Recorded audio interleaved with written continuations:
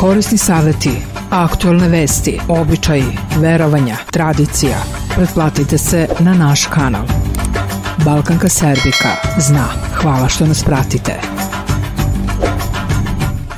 Molitva za udaju i ženidbu. Molitvene reči za sve neženje i devojke koje žele Božjom milošću sklopiti hrišćanske brakove. Gospode Bože večni, ti si rastavljeno doveo do jedinstva i ustanovio međusobnu neraskidivu vezu muškarca i žene.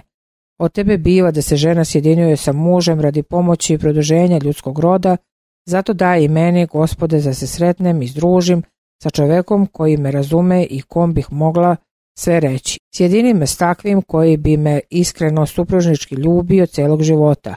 Daj, Gospode, da me pronađe onaj koji razlikuje ljubav od strasti i pohotljivosti.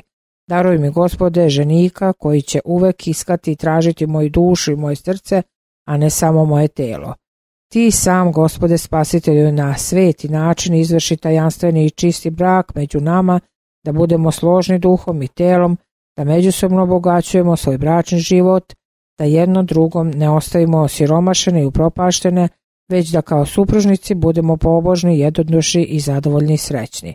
Preslavni Gospode, još ti se molim da onome koga traži duša moja i meni daruješ da u naš život unesemo radost i tvoj mir, da nađemo neprolaznu ljubav kojom nas ti ljubiš i da uživamo u zdravoj i dobroj deci. Amin.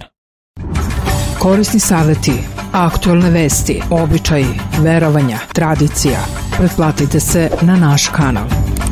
Balkanka Serbika zna. Hvala što nas pratite.